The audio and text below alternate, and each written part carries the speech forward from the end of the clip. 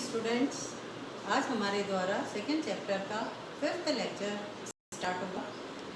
मैंने आपको बताया था उपभोक्ता का जो संतुलन है उसको दो तरीके से मापा जाता है। एक मेथड जो होता है उसे गणनावाचक विश्लेषण कहते हैं और दूसरा जो विश्लेषण का मेथड होता है उसे क्रमवाचक विश्लेषण कहा जाता है। ये जो हमारे द्वारा गणनावाचक विश्लेषण के अंतर्गत उपभोक्ता के संतुलन का अध्ययन पहले किया जाएगा। इस गणनावाचक विश्लेषण को हम कार्डिनल यूटिलिटी अप्रोच के नाम से भी जानते हैं। जब भी हमारे द्वारा गणनावाचक विश्लेषण का अध्ययन किया जाता है तो हमारे द्वारा एक वस्तु के संदर्भ में उपभोक्ता के संतुलन का अध्ययन किया जाएगा। दो वस्तु या दो से अधिक वस्तुओं के संदर्भ में उपभोक्ता के संतुलन का अध्ययन किया जाएगा। मैं आपको पहले भी बता चुकी हूँ, उपभोक्ता के संतुलन से अभिप्राय उस स्थिति से होता है जिसमें उपभोक्ता कोई परिवर्तन नहीं चाहता है। यह स्थिति साम्य की या संतुलन की कहलाती है। इसमें वह उस बंडल का चयन कर लेता है जो उसके पास उपलब्ध आय और बाजार की दी हुई कीमतों के आधार पर सर्वाधिक संतुष्टि प्रदान करने वाला होता है। सबसे पहले एक वस्तु के एक वस्तु के संदर्भ में इसका अध्ययन किया जाएगा। ये जो दो वस्तु के संदर्भ में उपभोक्ता का संतुलन है, इसमें आपके द्वारा दोनों वस्तुओं की कीमतें समान हो उस स्थिति का अध्ययन किया जाएगा और दोनों ही वस्तुओं की कीमतें असमान हो उस स्थिति का अध्ययन किया जाएगा। सबसे पहले हम एक वस्तु के संदर्भ में उपभोक्ता के संतुलन का अध्ययन करेंगे। मैंने आपको वैसे जब उपयोगिता विश्लेषण या गणनावाचक उपयोगिता विश्लेषण स्टार्टिंग में लिखवा दिया था कि इसमें क्या क्या मान्यताएं ली जाती है। आपको अच्छे से पता है, गणनावाचक विश्लेषण के अंतर्गत उपयोगिता को मापनीय माना जाता है। इसे अंकों में व्यक्त किया जाता है। मार्शल के द्वारा इसे मुद्रा की सहायता से मापा जा सकता है। ऐसी स्थिति के अंदर ये जो एक वस्तु के संदर्भ में हम उपभोक्ता के संतुलन का अध्ययन करते हैं, इसमें हमें तीन चरों की आवश्यकता होती है। पहला चर तो वस्तु की कीमत है जिसे प्राइस ऑफ कमोडिटी कहा जाता है। दूसरा वस्तु की सीमांत उपयोगिता है जिसे मार्जिनल यूटिलिटी ऑफ कमोडिटी कहा जाता है। और तीसरे नंबर पर हमारे द्वारा मुद्रा की सीमांत उपयोगिता मार्जिनल यूटिलिटी ऑफ मनी को दिया जाता है।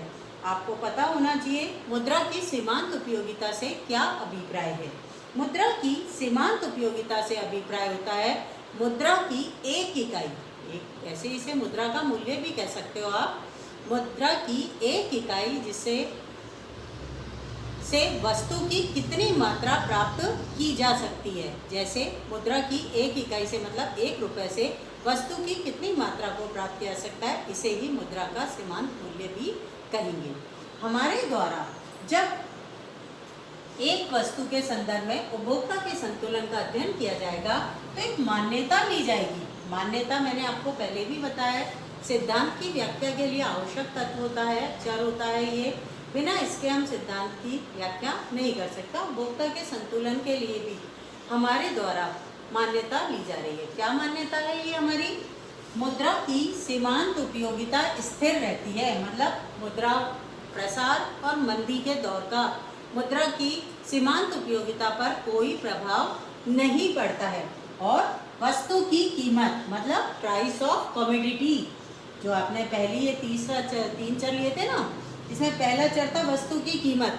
वो जो वस्तु है उस वस्तु की कीमत और मुद्रा की सीमांत उपयोगिता समान है या दोनों बराबर होती हैं। इसे हम शॉर्ट में इस प्रकार से भी लिख सकते हैं, प्राइस एक्स वस्तु की कीमत हो गई है, मार्जिनल यूटिलिटी ऑफ एम मतलब मनी, और ये मार्जिनल यूटिलिटी मतलब सीमांत मूल्य।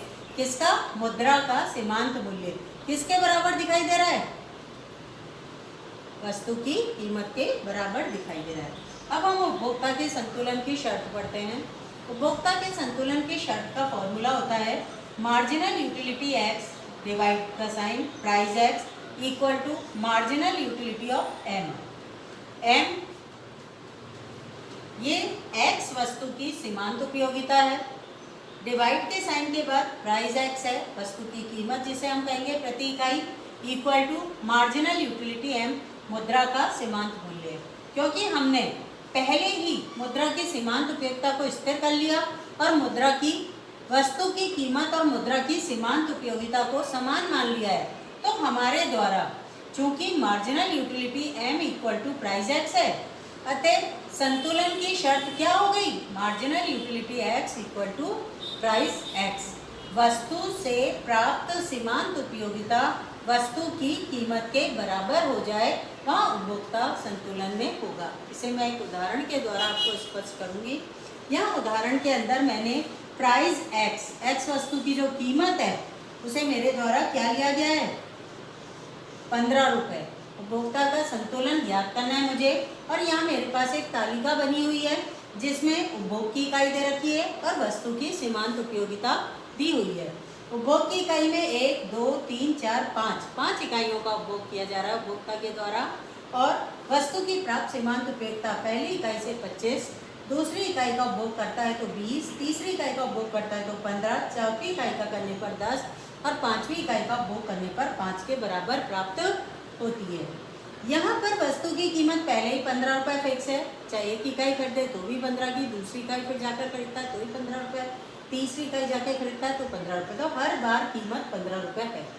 उपभोक्ता संतुलन में किस बिंदु पर होगा, शर्त पर हम जाते हैं, marginal utility X equal to price X. ये जो 3 इकाई है जिससे प्राप्त सीमांत उपयोगिता 15 है और वस्तु की कीमत भी 15 रुपये है, इस बिंदु पर उपभोक्ता संतुलन में होगा। क्योंकि इससे पूर्व यदि एक इकाई का उपभोग करता है तो सीमांत उपयोगिता 25 और कीमत 15, या 25 और 15 में 25 इज ग्रेटर देन 15 है, और इसी तरह से दूसरी इकाई का उपभोग करने पर 20 इज ग्रेटर देन 15 है। मतलब marginal utility x is greater than price X हो गई। यहाँ पर उपभोक्ता और अधिक इकाइयों का प्रयोग करेगा क्योंकि उसे ज़्यादा सेटिस्फैक्शन प्राप्त हो रहा है और कम कीमत देनी पड़ रही है। जितना सेटिस्फैक्शन मिल रहा है उससे कम कीमत देनी पड़ रही है, तो उपभोक्ता के द्वारा और इकाइयों का प्रयोग करेगा और तीसरी इकाई का भी उपभोग करेगा। तीसरी इकाई से प्राप्त सीमांत उपयोगिता 15 है और नेक्स्ट उसकी कीमत भी 15 है, यह marginal utility X equal to price X हो गया। ऐसी स्थिति में इसे हम उपभोक्ता का संतुलन बिंदु कहेंगे। चौथी, पांचवी, ये दोनों इकाइयों पर वस्तु से प्राप्त सीमांत उपयोगिता कम है, मतलब कीमत अधिक है और प्राप्त वस्तु की सीमांत उपयोगिता कम है, तो ये स्थिति भी असंतुलन की कहलाती है। यहाँ पर उपभोक्ता और इकाइयों का प्रयोग नहीं करेगा क्योंकि उसे ज़्यादा देना पड़ रहा है कीमत, जबकि प्राप्त संतुष्टि का लेवल कम है। इसे मैं एक चित्र के द्वारा भी आपको समझा सकती हूँ उपभोक्ता के संतुलन को एक वस्तु के संदर्भ में।